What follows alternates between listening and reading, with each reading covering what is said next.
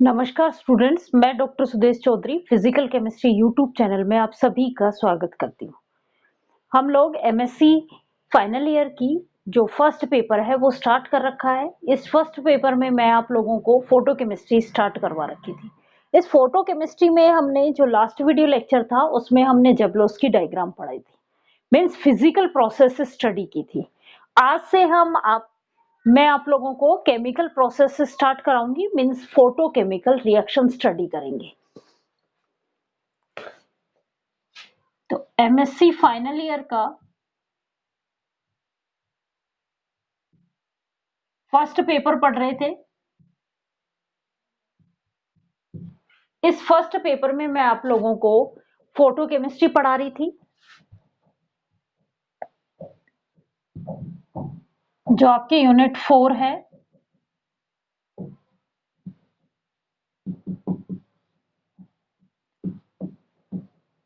इस 4 यूनिट में हमने पहले फोटो केमिस्ट्री के लॉ स्टडी कर लिए थे। उसके बाद मैंने आप लोगों को जो है वो प्रोसेस बताई थी, प्राइमरी और सेकेंडरी प्रोसेस किसे कहते हैं। उसके बाद हमने कहा था कि ये जो मॉलिक्यूल पे जो रेडिएशंस डाल रहे हैं, इससे मॉलिक्यूल्स में दो तरीके की चेंजेस हो सकते हैं, जिसमें हमने एक पढ़ा था कि इससे जो है वो फिजिकल चेंजेस भी हो सकते हैं और केमिकल चेंजेस भी हो सकते हैं। जब फिजिकल चेंजेस होते हैं तो उन प्रोसेस को हमने फिजिकल प्रोसेस कहा था और उसको सबसे पहले जबलोस्की ने डिफाइन किया था, इसलिए मैंने आप लोगों को जबलोस्की डायग्राम के थ्रू उस फिजिकल प्रोसेस को पूरी को डिफाइन किया है। अब हम पढ़ रहे हैं केमिकल फोटोकेमिकल रिएक्शन।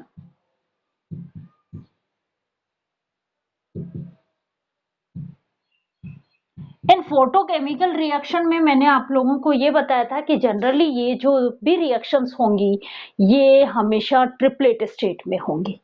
क्या कहा था? Generally photochemical reaction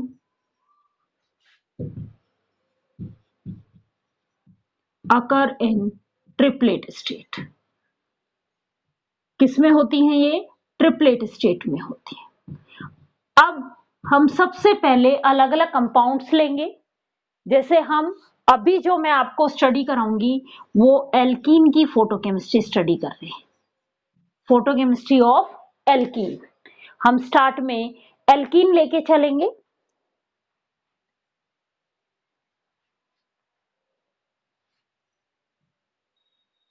photochemistry of alkene. चलो अब हम देखो, एल्कीन में हमें पता है कि सिग्मा और पाई दो ही बॉन्ड होते हैं, मीन्स दो टाइप के इलेक्ट्रॉन्स ही यहाँ पे प्रेजेंट है। कौन कौन से? सिग्मा इलेक्ट्रॉन भी यहाँ प्रेजेंट है और पाई इलेक्ट्रॉन्स भी यहाँ पे प्रेजेंट है एल्कीन के अंदर। तो एल्कीन में दो टाइप के ट्रांजिशंस होंगे। कौन कौन से? Sigma to sigma star transitions भी हो सकते हैं और pi to pi star transitions भी होंगे। तो क्या है? In the alkene sigma and pi electrons are present. Sigma and pi electrons are present. So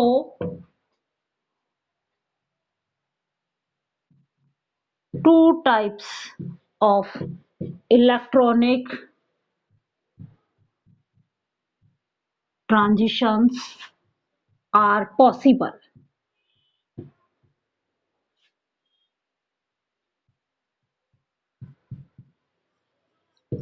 कौन कौन से?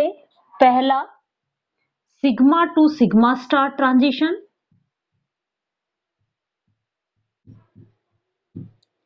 और दूसरा है pi to pi star transition. Sigma to sigma star transitions और pi to pi star transitions. मैंने जब आप लोगों को यूवी विजिबल स्पेक्ट्रोस्कोपी स्टडी कराया था उसमें हमने एक इन ट्रांजिशंस की एनर्जी लिखी थी। एनर्जी ऑर्डर लिखा था और मैंने ये कहा था कि sigma to sigma star transitions के लिए जो एनर्जी रिक्वायर होती है वो ज्यादा एनर्जी रिक्वायर होती है as compare to pi to pi star transitions. हमने एक ऑर्डर लिखा था उस ऑर्डर में, तो इसके लिए पाई टू पाई स्टार ट्रांजिशंस के लिए रिक्वायर्ड एनर्जी ग्रेटर होती है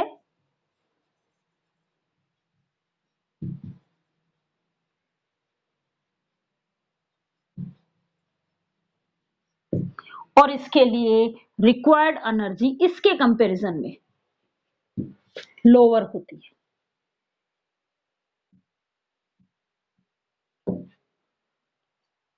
तो जो केमिकल चेंज होगा, जो ट्रांजिशंस केमिकल चेंज के लिए रेस्पॉन्सिबल होगा वो पाई टू पाई स्टार ट्रांजिशंस होंगे। किसमें? एल्कीन में। एल्कीन में जो केमिकल चेंज के लिए रेस्पॉन्सिबल ट्रांजिशंस है pi to pi star transitions क्या होंगे? रेस्पॉन्सिबल ट्रांजिशंस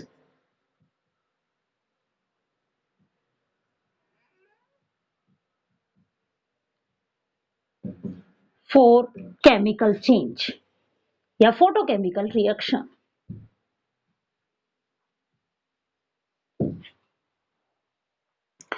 उसके बाद ये जो pi to pi star transition sigma to sigma star transitions मिलेगा, ये इसका लैम्डा मैक्स हमें मिलेगा ग्रेटर देन 210 nm और ये पाई टू पाई स्टार ट्रांजिशंस जो है वो लोअर वेवलेंथ पे मिलेंगे। Sorry, sigma to sigma star transitions जो मिलते हैं वो हायर एनर्जी के होते हैं, इसलिए लोअर वेवलेंथ पे मिलते हैं, 210 nm पे मिलेंगे, से भी कम पे मिलेंगे। जबकि पाई टू पाई स्टार ट्रांजिशंस हमें इसका जो लैम्डा मैक्स मिलता है ये ग्रेटर देन 210 nm मिलता है। तो आपको ये भी बात ध्यान रखनी है कि पाई टू पाई मीन एल्कीन की रिएक्शंस के लिए कौन सी वेवलेंथ की एनर्जी रिक्वायर है? 210 से कम वेवलेंथ की एनर्जी रिक्वायर है। 210 से ज्यादा वेवलेंथ की एनर्जी वाले या रेडिएशंस रिक्वायर होती हैं किसके लिए? ट्रांजिशंस के लिए। उसके बाद ये जो फोटोकेमिकल रिएक्शंस होंगी ये ट्रिपलेट स्टेट में ही होंगी, लेकिन अब इसमें अभी तक हमने ये कहा था कि जनरली जो भी रिएक्शंस होती हैं वो ट्रिपलेट स्टेट में होती हैं। मींस पहले क्या हुआ? कंपाउंड, उस कंपाउंड पे रेडिएशंस डाली, ये कंपाउंड एक्साइटेड हुआ और सिंगलेट स्टेट में कन्वर्ट हो गया, सिंगलेट एक्साइटेड स्टेट में कन्वर्ट हो गया। वहां से ये आईएससी प्रोसेस के थ्रू, मैंने आप लोगों को बता दिया था कौन सी प्रोसेस होती है, आईएससी प्रोसेस के थ्रू ये ट्रिपलेट स्टेट में चला गया। मींस यहां तक की जो प्रोसेस है ये अभी तो फिजिकल प्रोसेस ही हो रही है और जब ये ट्रिपलेट स्टेट में जाएगा इसके बाद इसमें केमिकल चेंज हो सकता है,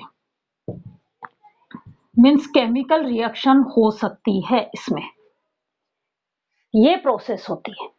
तो जनरली रिएक्शंस जो हैं वो ट्रिपलेट स्टेट में ही प्रोसीड होती हैं। लेकिन हम बात करें एल्कीन के केस की, एल्कीन के अंदर सिंगलेट स्टेट और ट्रिपलेट स्टेट में एनर्जी गैप की जो वैल्यू है वो ज्यादा होती है। मींस आईएससी प्रोसेस इजीली नहीं हो पाती है। क्या कहा मैंने? In the alkene, sorry alkene, in the alkene the energy gap between first singlet excited state and first triplet excited state is greater, ज्यादा होती है। सो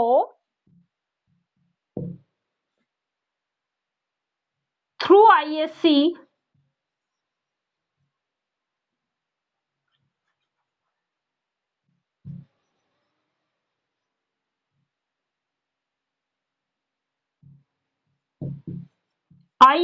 process, S1 does not convert into triplet state, T1। तो ये reactions without फोटोसिंथेसाइजर, alkene की जितनी भी reactions होंगी वो सिंगलेट स्टेट के थ्रू होंगी। जब सिंगलेट स्टेट के थ्रू हो रही हैं तो उन रिएक्शंस की स्पीड जो है वो स्लो होती है। तो क्या कहा मैंने? विदाउट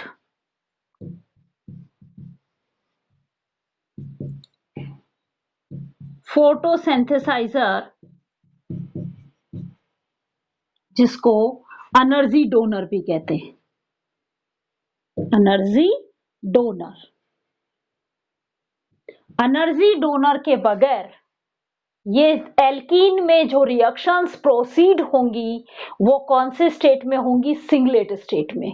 और वो रिएक्शंस कैसी होंगी? स्लो होंगी।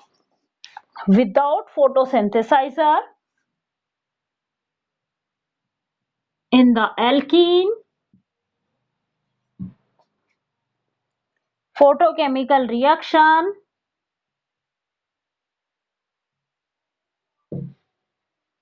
proceed through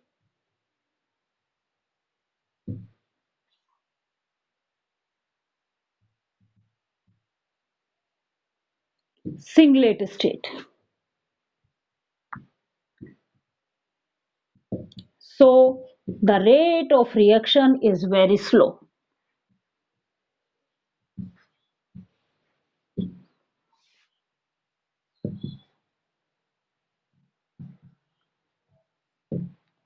लेकिन फोटोसिंथेसाइजर की प्रेजेंस में क्या होता है वो देखो।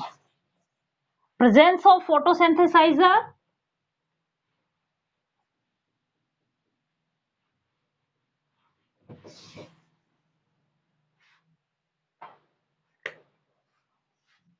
प्रेजेंस ऑफ फोटोसिंथेसाइजर या एनर्जी डोनर, एक ही बात है, जो आपकी इच्छा हो।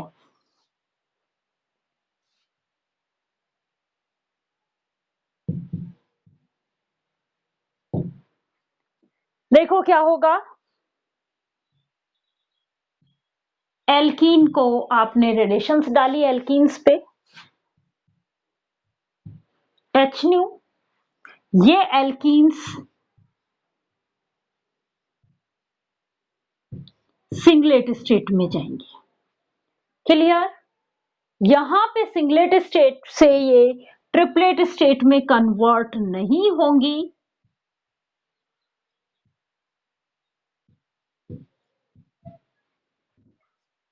विदाउट फोटोसिंथेसाइजर। जब रिएक्शन हो रही है तो ये ट्रिपलेट स्टेट में कन्वर्जन नहीं होगा। यहां पे जो भी केमिकल प्रोडक्ट बनेगा, जो भी प्रोडक्ट बनेगा वो इस सिंगलेट स्टेट में बनेगा। और इस रिएक्शन का जो रेट है, ये रेट स्लो स्पीड होगी, या रेट ऑफ रिएक्शन जो है वो लो होगा। इस रिएक्शन की स्पीड जो है वो स्लो स्पीड होगी, या इस रिएक्शन का रेट जो है वो बहुत ही लो होगा। लेकिन जब फोटोसिंथेसाइजर हो या कोई डोनर हो, तो डोनर की प्रेजेंस में क्या हो रहा है? सबसे पहले ये डोनर जो आप रेडिएशंस डाल रहे हो, इस डोनर के द्वारा वो रेडिएशंस क्या कराई जाती हैं? अब्सॉर्ब कराई जाती हैं।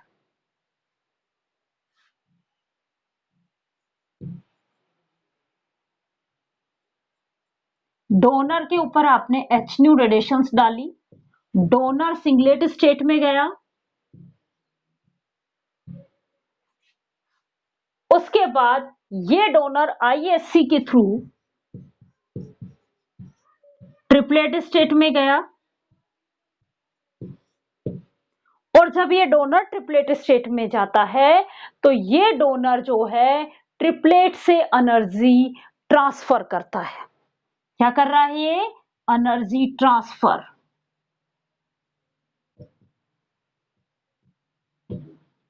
और खुद तो ग्राउंड स्टेट में आ जाता है और ओलिफिन्स को ट्रिपलेट एक्साइटेड स्टेट में कन्वर्ट कर देता है। डोनर तो ग्राउंड स्टेट में आ गया और ओलिफिन्स को या एल्कीन को ट्रिपलेट स्टेट में कन्वर्ट कर देता है। अब जो रिएक्शंस होंगी वो इस ट्रिपलेट स्टेट के थ्रू अब क्या बनेगा? प्रोडक्ट बनेगा। तो ये रिएक्शन का जो रेट है वो फास्ट होता है। हम बहुत अच्छे से पढ़ेंगे इस एनर्जी डोनर के बारे में, किसकी क्या क्या प्रॉपर्टी होनी चाहिए, कितना एनर्जी गैप होना चाहिए, एनर्जी जो सिंगलेट से ट्रिपलेट स्टेट में कौन आईएससी के थ्रू चेंज नहीं हो सकता, ये बहुत अच्छे से दिया हुआ है। वो हम एक टॉपिक एनर्जी ट्रांसफर पे पूरा एक अलग से टॉपिक स्टडी करेंगे। अभी जो हम स्टडी कर रहे हैं वो एल्कीन की फोटोकेमिस्ट्री स्टडी कर रहे हैं, इसलिए सिर्फ इतना ही हमें पता होना चाहिए कि हो क्या रहा है। विदाउट सिंथेसाइजर जो रिएक्शंस होंगी वो स्लो स्पीड से होंगी, क्योंकि वो रिएक्शंस जो प्रोसीड हो रही हैं वो सिंगलेट स्टेट से ही प्रोसीड हो रही हैं। लेकिन फोटोसिंथेसाइजर प्रेजेंट हुआ तो ये रिएक्शंस ट्रिपलेट स्टेट से होंगी और ट्रिपलेट स्टेट में रिएक्शन रेट फास्ट होता है, इसलिए ये जो रिएक्शंस होती हैं वो फास्ट होती हैं। अब हम पढ़ते हैं कि एल्कीन्स की कौन कौन से टाइप की रिएक्शंस हम पढ़ेंगे। एल्कीन्स में हम 4 टाइप की फोटोकेमिकल रिएक्शन स्टडी करेंगे।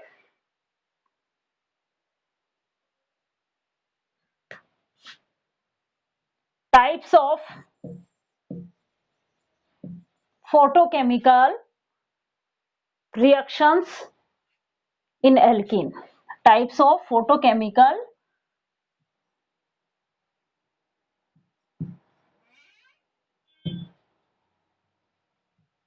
in alkene. 4 टाइप की रिएक्शंस स्टडी करेंगे हम। इसमें हम फर्स्ट टाइप पढ़ेंगे रीअरेंजमेंट ऑफ 1,4-डाइईन्स।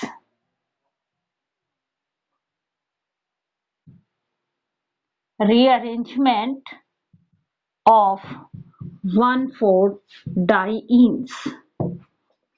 सेकंड हम पढ़ेंगे rearrangement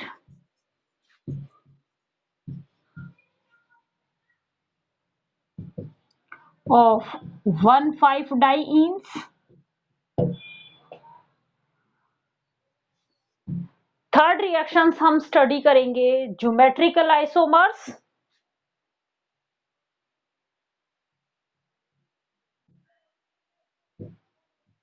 geometrical isomerism.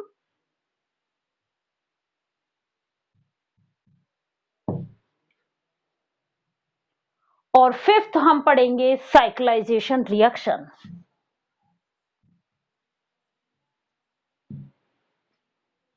Cyclisation reaction, ये हम 4 टाइप के रिएक्शंस एल्कीन में स्टडी करेंगे। रीअरेंजमेंट ऑफ 1,4-डाइईन्स स्टडी करेंगे, रीअरेंजमेंट ऑफ 1,5-डाइईन्स स्टडी करेंगे, ज्योमेट्रिकल आइसोमरिज्म स्टडी करेंगे और साइक्लाइजेशन रिएक्शन स्टडी करेंगे। अब हम सबसे पहले आज के वीडियो लेक्चर्स में मैं आप लोगों को 1,4-डाइईन्स का रीअरेंजमेंट स्टडी कराऊंगी, फिर बचे हुए 3 जो है वो हम नेक्स्ट वीडियो लेक्चर में स्टडी करेंगे। तो सबसे पहले हम स्टडी करेंगे 1,4-डाइईन्स रीअरेंजमेंट। 1,4-डाइईन्स रीअरेंजमेंट को डी पाई मीथेन रीअरेंजमेंट भी कहते हैं और इसको जीमान रीअरेंजमेंट भी कहा जाता है। मीन्स इसके 2 और नाम हैं। फर्स्ट हम पढ़ रहे हैं 1,4-डाइईन रीअरेंजमेंट।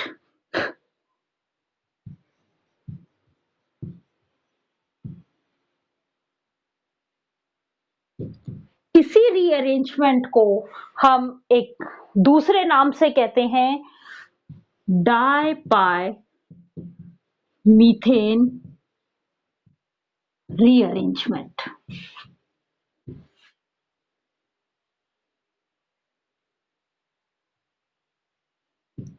इसी रीअरेंजमेंट को हम एक तीसरे नाम से भी कहते हैं ज़ीमान्स रीअरेंजमेंट।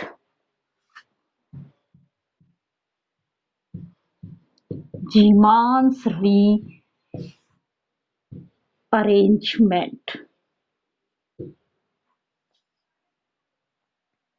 देखो, ये जो रीअरेंजमेंट है ये 1,4-डाइईन में होता है और 1,4-डाइईन में ये जो रीअरेंजमेंट होगा इससे विनाइल साइक्लोप्रोपेन फॉर्म होगी।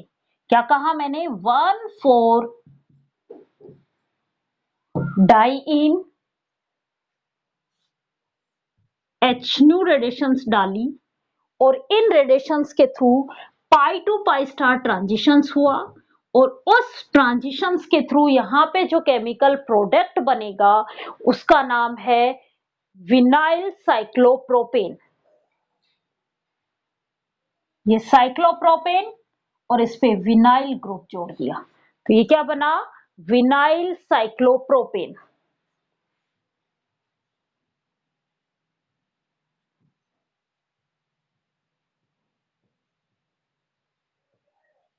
विनाइल साइक्लोप्रोपेन फॉर्म होता है। इसी प्रोसेस को, इसी जो रीअरेंजमेंट है, इसी रीअरेंजमेंट को डाइपाई मीथेन रीअरेंजमेंट भी कहते हैं क्योंकि इसमें 1,4 शिफ्ट इन्वॉल्व होता है। रिंग साइक्लाइजेशंस में रिंग फॉर्म हो रही है, रिंग का अरेंजमेंट हो रहा है, 1,4 शिफ्ट होगा। अभी हम इसकी जब स्टडी करेंगे तब इसकी जो मैकेनिज्म स्टडी करेंगे उस मैकेनिज्म में हम देखेंगे कि इस रीअरेंजमेंट में क्या हो रहा है। 1,4 शिफ्ट होगा, रिंग क्लोज हो रही है, रिंग क्लोजिंग होगी और इससे जो बनेगा वो बनेगा विनाइल साइक्लोप्रोपेन फॉर्म होगा। तो देखो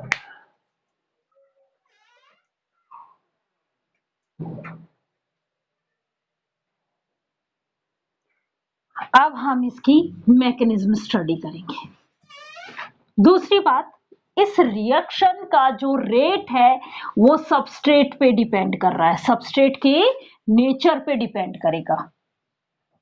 इस रिएक्शन का जो रेट है वो सबस्ट्रेट के नेचर के ऊपर डिपेंड करेगा। अब हम मैकेनिज्म स्टडी कर रहे हैं।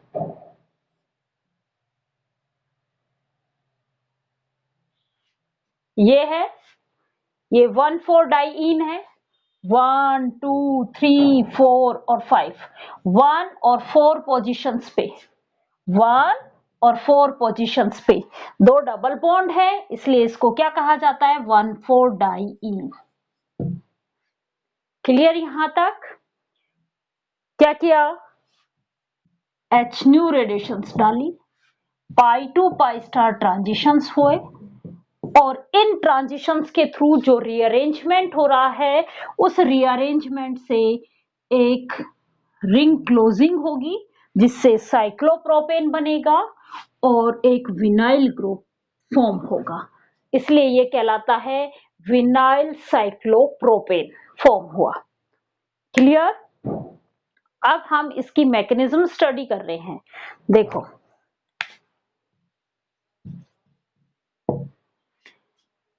सबसे पहले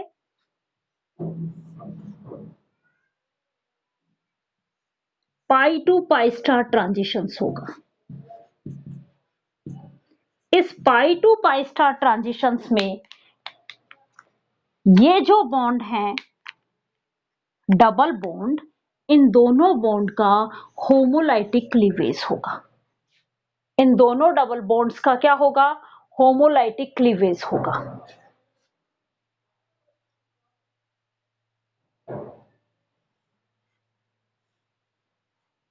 ये रेडिकल और ये रेडिकल मीन्स मैं पोजीशन लिख देती हूं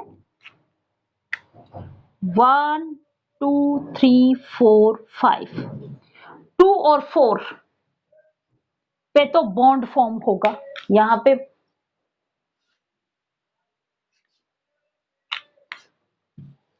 बॉन्ड फॉर्म कहां पे हो रहा है 2 और 4 पोजीशंस C2 और C4 पोजीशंस पे और C1 और C5 इन पे क्या बच गया रेडिकल बच गया मीन्स ये बाय रेडिकल फॉर्म बन गई क्लियर ये फॉर्म बनी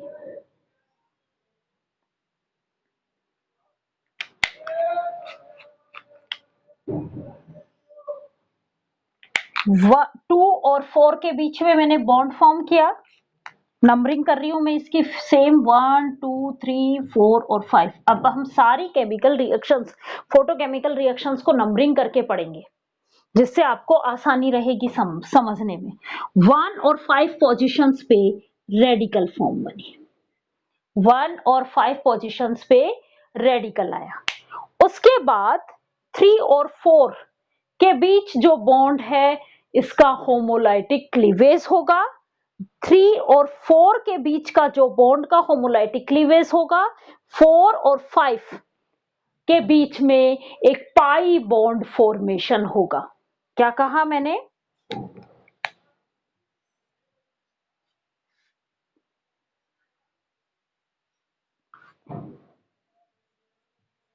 बॉन्ड ब्रेक अब बॉन्ड ब्रेक होमोलाइटिक क्लीवेज ही कर रही हूं किस किस के बीच में C3 और C4 के बीच में ये बॉन्ड ब्रेक हुआ और बॉन्ड फॉर्म किसके बीच में कर रही हूं बॉन्ड फॉर्म C4 और C5 के बीच में तो आपके पास एक ऐसी सिचुएशंस बन जाती है ये रेडिकल और ये रेडिकल नंबरिंग वापस नंबरिंग स्टार्ट कर दो 1 2 ये 3 था ये 4 था और ये 5 है 3 और 4 वाला बॉन्ड ब्रेक हुआ ये मैंने बॉन्ड ब्रेक कर दिया यहां पे जब मैं ये बॉन्ड ब्रेक करूंगी ये हटा दिया देखो ऐसी बनी है इस पे रेडिकल आ गया और ये रेडिकल डबल बॉन्ड बना दिया मैंने डबल बॉन्ड यहां रेडिकल आया और यहां रेडिकल आया अब ये रेडिकल और ये रेडिकल क्या करेंगे बॉन्ड फॉर्म करेंगे बॉन्ड फॉर्म किस किस के बीच में C1 और C3 के बीच में अब बॉन्ड फॉर्म हो रहा है C1 और C3 के बीच में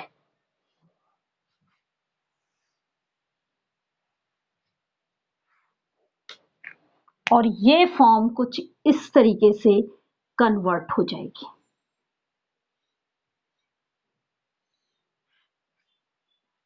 ये हमारी वही स्ट्रक्चर है जो अभी हमने लिखी थी देखो 1 2 3 4 और 5 लिख दो इसको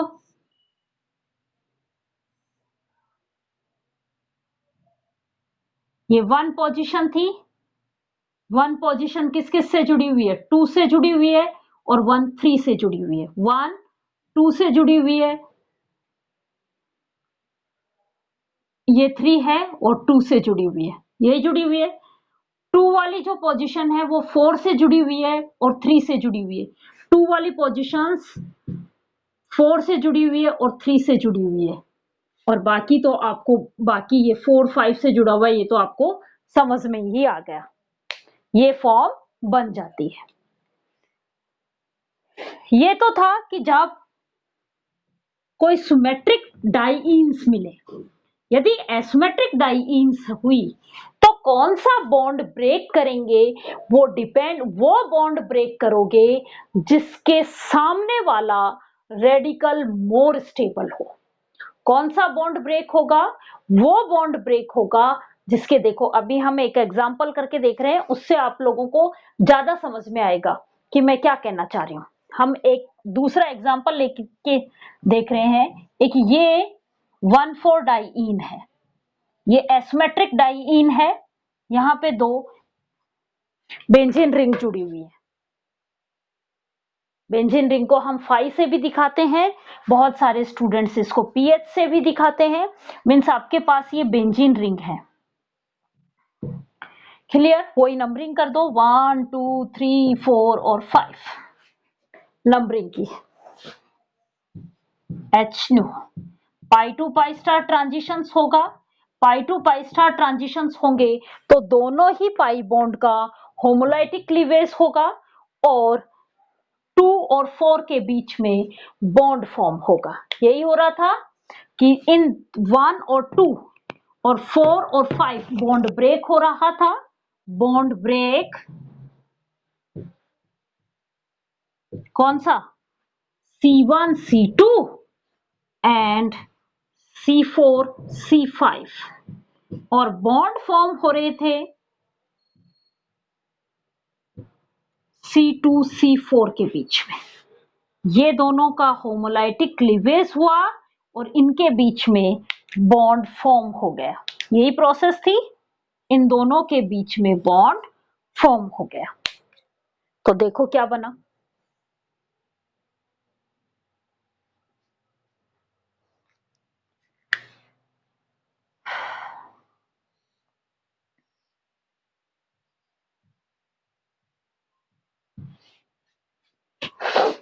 ये बॉन्ड ब्रेक तो यहां रेडिकल, ये बॉन्ड ब्रेक यहां रेडिकल और 2 और 4 ने तो बॉन्ड फॉर्म कर लिया।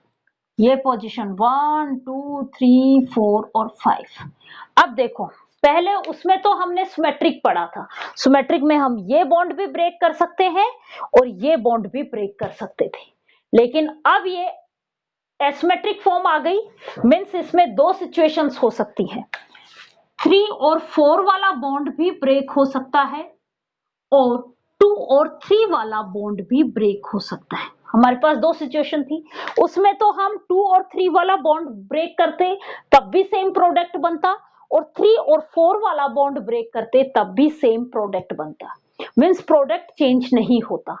लेकिन यहां पे ये एसिमेट्रिक डाइईन्स है, इसलिए यहां पे इन दोनों बॉन्ड्स को मैं अलग अलग ब्रेक करूंगी तो मुझे अलग अलग प्रोडक्ट मिलेगा। इसलिए हमें ध्यान रखना है कि वो बॉन्ड ब्रेक होगा जिसके सामने वाला रेडिकल मोर स्टेबल हो। यहां पे ये वाला जो रेडिकल है इसकी स्टेबिलिटी बढ़ जाती है, इस वाले रेडिकल की स्टेबिलिटी बढ़ जाती है। क्यों?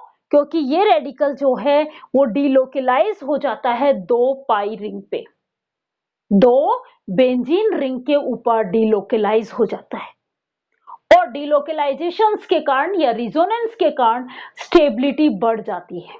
ये आपने रेडिकल्स में बहुत अच्छे से पढ़ा होगा। तो मैंने क्या कहा कि कौन सा बॉन्ड ब्रेक होगा, हमेशा ध्यान रखना वो बॉन्ड ब्रेक होगा जिसके सामने जो रेडिकल बन रहा है वो मोर स्टेबल हो। यहां पे ये रेडिकल जो है ये मोर स्टेबल है ड्यू टू डिलोकलाइजेशन ऑफ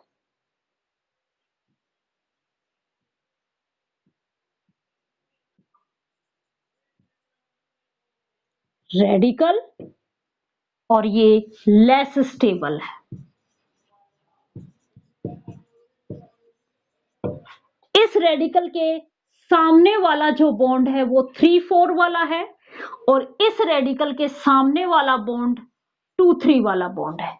मैंने क्या कहा, कौन सा बॉन्ड ब्रेक होगा? वो बॉन्ड ब्रेक होगा जिसके सामने मोर स्टेबल कैटायन रेडिकल बन रहा है। इस रेडिकल कौन सा 1 वाला मोर स्टेबल बन रहा है, तो 1 वाले के सामने या फ्रंट में कौन सा सिग्मा बॉन्ड है? 3-4 वाला। इसलिए बॉन्ड ब्रेक कौन सा हो रहा है? बॉन्ड ब्रेक कौन सा होगा? C3C4 वाला। जैसे ये बॉन्ड ब्रेक हुआ, इस बॉन्ड का होमोलाइटिक क्लीवेज हुआ, 4 और 5 के बीच में डबल बॉन्ड फॉर्म हुआ। बॉन्ड फॉर्म किस पे? C4 C5 पे, और आपके पास ये सिचुएशंस क्रिएट हो जाती है जो कि हमने पहले कर ली। उसके बाद वाला तो आप यहां रेडिकल और इस पे पीएच ग्रुप जुड़ा हुआ है। उसके बाद ये दोनों आपस में बॉन्ड बना लेते हैं और ये उसी फॉर्म में कन्वर्ट हो जाता है।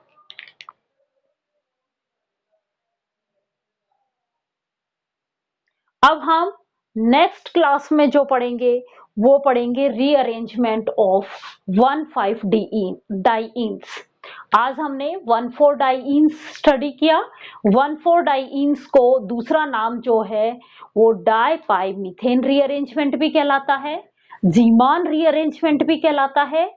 इस डाई मीथेन रीअरेंजमेंट के अंदर 1,4 डाइईन्स के रीअरेंजमेंट में एक साइक्लाइजेशन होता है जिससे साइक्लोप्रोपेन बनती है, रिंग का क्लोज होती है जिससे साइक्लोप्रोपेन बनता है और उसमें एक विनाइल ग्रुप आता है। तो क्या बनता है? विनाइल साइक्लोप्रोपेन फॉर्म होता है। यही फॉर्म किया था हमने। उसके बाद तो ये सब्स्टिट्यूएंट तो कुछ भी जुड़ सकता है। ये जो बना ये क्या बन गया? पूरा का पूरा विनाइल